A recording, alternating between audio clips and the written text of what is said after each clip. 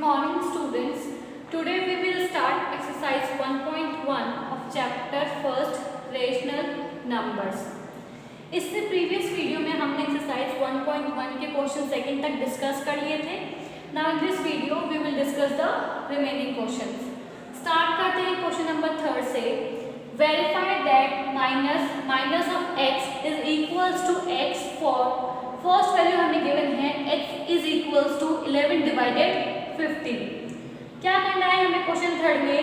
हमें वेरीफाई करना है माइनस ऑफ x किसके इक्वल x के, और x की वैल्यू हमें फर्स्ट में गिवन है 11 डिवाइडेड 15. तो देखो गिवन हमारे पास है 11 डिवाइडेड 15 x की वैल्यू, माइनस x की वैल्यू कितनी हो जाएगी? माइनस का 11 डिवाइडेड 15. नाउ वेरीफाई करेंगे इसको. तो सबसे पहले मैंने लिया LHS में हमारे पास माइनस ऑफ x. हमारे माइनस x की वैल्यू कितनी है? Minus 11 divided 15. बाहर ये चल रहा है minus. Now minus into minus कितना होता है? प्लस. तो माइनस माइनस हो गया हमारे पास प्लस का 11 डिवाइडेड 15. जो 11 डिवाइडेड 15 आया है हमारा LHS में, वो हमारे इक्वल है RHS के, क्योंकि RHS में है x और x की वैल्यू है 11 डिवाइडेड 15. तो हम क्या कह सकते हैं? Hence minus of x is equals to x which is equals to 11 divided 15. तो ये हो गया हमारे पास वेरीफाइड. नाउ सेकंड क्या है? सेकंड हमें वैल्यू गिवन है x की. x is equals to minus 13 divided 17. वापस से वेरीफाई करना है. x की वैल्यू हमें गिवन है माइनस 13 डिवाइडेड 17. माइनस x की वैल्यू कितनी होगी? 13 डिवाइडेड 17. समझ में आया ये माइनस x की वैल्यू 13 डिवाइडेड 17 कैसे आई? देखो हमारे पास x की वैल्यू है माइनस का 13 डिवाइडेड 17. मैंने बोला माइनस x, तो यहाँ पर भी माइनस लग जाएगा. तो माइनस माइनस क्या जाते हैं हमारे? प्लस. तो यहाँ पर आ जाएगा माइनस x की वैल्यू 13 डिवाइडेड 17. नाउ इसको वेरीफाई करेंगे. सबसे पहले हमने लिया LHS में हमारे पास क्या है? Minus of x.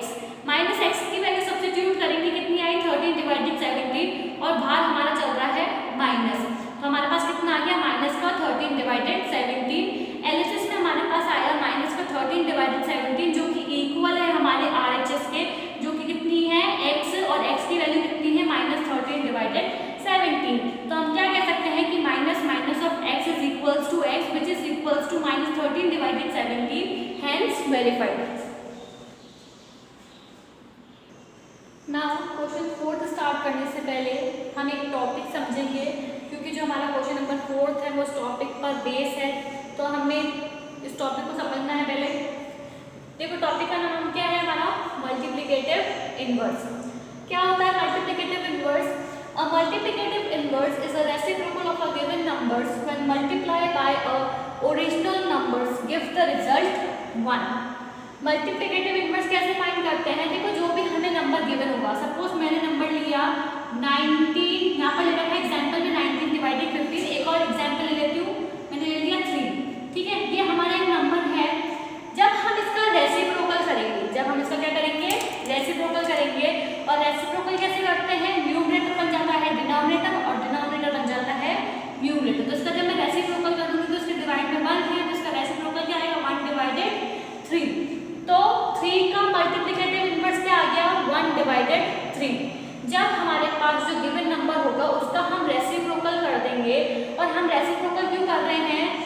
जब हम रेसिप्रोकल करेंगे तो जो हमारा गिवन नंबर है जिसका हमने रेसिप्रोकल करा है, जब उनको हम आपस में मल्टीप्लाई करेंगे तो हमारा जो रिजल्ट है वो किसके इक्वल आएगा?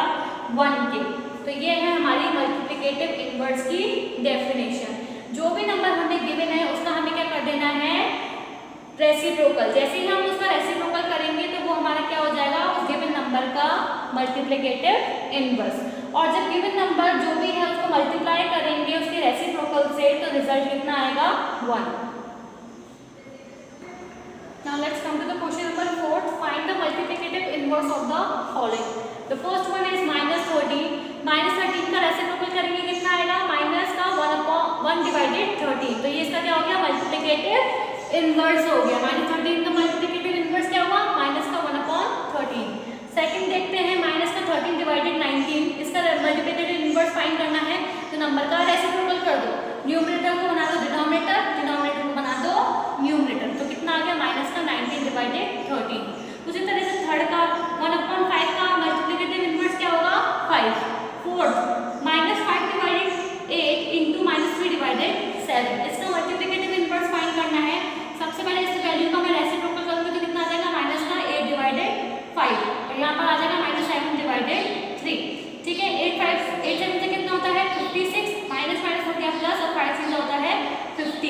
हमारे पास मल्टीप्लिकेटिव इनवर्स क्या आया, -5 डिवाइडेड 8 इंटू -3 डिवाइडेड 7 का 56 डिवाइडेड 50। नाउ इसके जो रिमेनिंग पार्ट है 5th and 6th आप खुद से ट्राई करेंगे। नाउ क्वेश्चन 5th है, name the property under multiplication used each of the following. First हमें गिवन है -4 divided 5 into 1 is equals to 1 into minus का 4 divided 5 is equals to minus का 4 divided 5। देखो हम प्रॉपर्टीज डिस्कस करके आ चुके हैं इंट्रोडक्शन पार्ट में, और हमने अंडर मल्टीप्लिकेशन की काफ़ी प्रॉपर्टीज डिस्कस की थी, closure, commutative, associative and distributive.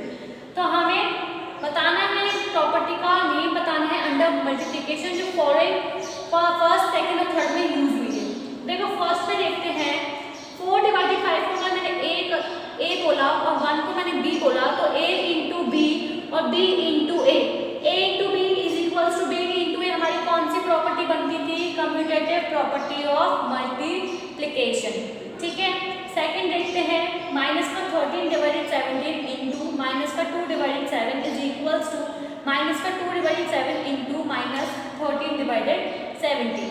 Again इसको मैंने a बोला, इसको b बोला, तो a into b, b into a कौन सी प्रॉपर्टी बनी, commutative property of multiplication.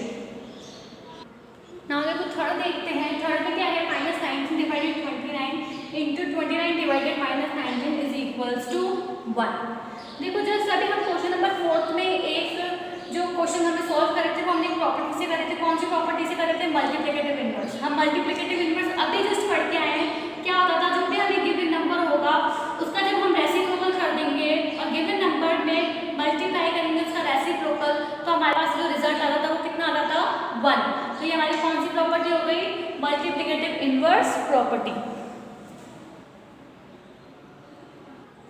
Now let's come to the question number 6। Multiply 6 divided 13 by the reciprocal of -7 divided 16। क्या करना है, हमें मल्टीप्लाई करना है 6 डिवाइडेड 13 को -7 डिवाइडेड 16 के रेसिप्रोकल से। ठीक है, ध्यान रखना है -7 डिवाइडेड 16 के रेसिप्रोकल से मल्टीप्लाई करना है हमें 6 डिवाइडेड 13 को, -7 डिवाइडेड 16 से नहीं करना है। ठीक है, तो सबसे पहले रेसिप्रोकल कर लेते हैं -7 डिवाइडेड 16 का। तो -7 डिवाइडेड 16 का रेसिप्रोकल करेंगे तो क्या आएगा, हमारे पास आ जाएगा 16 डिवाइडेड -7। ठीक है, तो देखो यहाँ पर डिनोमिनेटर जो है वो हमारा नेगेटिव बन गया, और अभी हमने पढ़ा हुआ है और हम पढ़ भी चुके हैं कि डिनोमिनेटर नेगेटिव नहीं हो सकता, इसको हमें पॉजिटिव बनाना पड़ेगा। कैसे बनाएंगे, न्यूमरेटर और डिनोमिनेटर में -1 से मल्टीप्लाई करके। तो 16 डिवाइडेड -7 को मल्टीप्लाई कर दिया -1 डिवाइडेड -1 से, तो कितना आ गया, -16 डिवाइडेड 7 1 जा 7 पॉजिटिव का, क्योंकि माइनस कितना हो गया, प्लस। तो हमारे पास इसका रेसिप्रोकल आ गया किसका, -7 डिवाइडेड 16 का, -16 डिवाइडेड 7। अब हम मल्टीप्लाई कर देंगे 6 डिवाइडेड 13 को किसके रेसिप्रोकल से, -7 डिवाइडेड 16 के रेसिप्रोकल से। तो 6 डिवाइडेड 13 को हमने मल्टीप्लाई करा -16 डिवाइडेड 7 जो कि रेसिप्रोकल है -7 डिवाइडेड 16 का। तो 16 into 16 96, minus two minus and 13 into 7 कितना होता है, 91। कितना आया हमारे पास, -96 डिवाइडेड 91। क्वेश्चन 7 पर आते हैं, tell what property allows you to compute 1 divided 3 into 6 into 4 divided 3 as 1 divided 3 into 6 into 4 divided 3। क्या करना है, क्वेश्चन 7 में हमें प्रॉपर्टी बतानी है। ठीक है, देखो मैंने a मान लिया 1 डिवाइडेड 3 मान के लिए इसको दे रखा है, तो इसको नाम दे दिया 1 डिवाइडेड 3 को a, b को c और c को 4 डिवाइडेड 3। तो जब हम इंट्रोडक्शन पढ़ रहे थे ना, तब हमने वहाँ पे पढ़ा था कि जब a b c इस तरह से हमको 3 रेशनल नंबर गिवन हो और उसमें a इंटू बी इंटू सी का पेयर हो एंड विच इक्वल हो वो किसके, a इंटू बी के पेयर के इंटू सी। तो since a into B into C is equals to a into B into C, कौन सी प्रॉपर्टी शो करती थी हमको, एसोसिएटिव प्रॉपर्टी ऑफ मल्टीप्लिकेशन। अगर हम इसको देखें, इसको हमने a बोल दिया, इसको बोल दिया b इंटू सी और वहाँ पर a इंटू बी इंटू सी, तो ये कौन सी प्रॉपर्टी शो कर देगा हमको, again the associative property of multiplication. So therefore 1 divided 3 into 6 into 4 divided 3 is equals to 1 divided 3 into 6 into 4 divided 3 shows the associative property of multiplication. Now let's come to the question number 8. Is 8 divided 9 the multiplicative inverse of -1 upon 8 y or y not? See, here हमें क्या पूछा है कि 8 divided 9 क्या multiplicative inverse है किसका? -1 divided 8 का। अगर है तो क्यों है, अगर नहीं है तो क्यों नहीं है। हमें क्या गिवन है? -1 divided 8 की हमारा मिक्स फ्रैक्शन में सबसे पहले इसको सिंपल फ्रैक्शन में कन्वर्ट कर लेंगे। 8 1 8 plus 1 9 तो माइनस का 9 divided 8। We know that multiplicative inverse में जो प्रोडक्ट आता है दो नंबर्स का वो इक्वल आता है 1 के। जब हम दोनों नंबर्स का प्रोडक्ट करेंगे, मतलब इन दोनों नंबर्स को आपस में मल्टीप्लाई करेंगे, इनका प्रोडक्ट, इनका रिजल्ट अगर 1 आ गया तो इसका मतलब 8 divided 9 है जो है वो मल्टीप्लिकेटिव इनवर्स है -1 divided 8 का। अगर नहीं आता है तो नहीं है। तो देखो 8 divided 9 को हमने मल्टीप्लाई करा किससे? -9 divided 8 से। तो 9 से 9 1 टाइम, 8 से 8 1 time.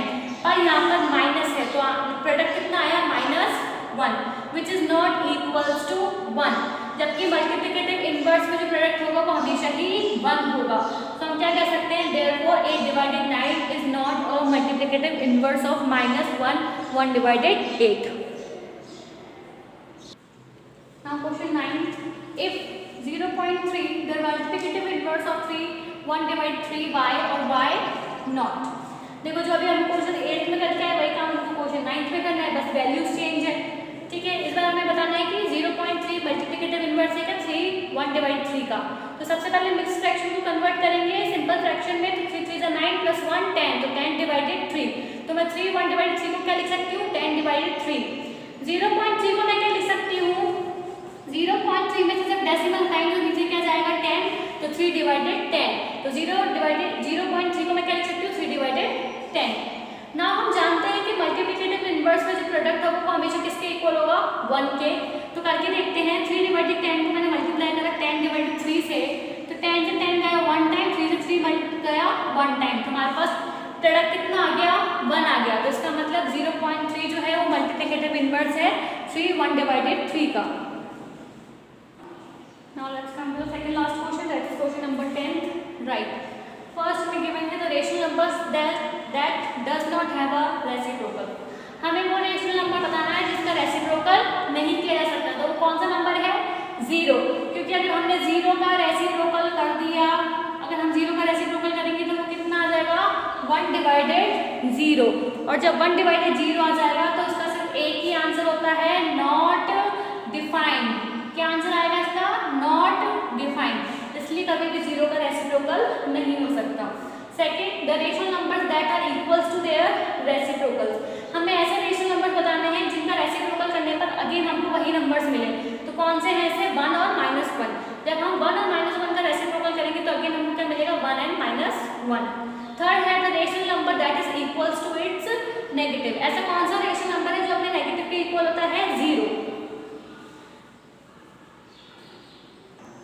Now let's come to the last question, that is question number 11. Fill in the blanks. First हमें given है 0 has dash reciprocal। 0 has no reciprocal। 0 का कोई भी reciprocal नहीं किया जा सकता है, इसलिए blank में आएगा no। Second is the number dash and dash are their own reciprocals। कौन से numbers खुद के ही reciprocals होते हैं? -1 and 1। तो blanks में आएगा -1 and 1।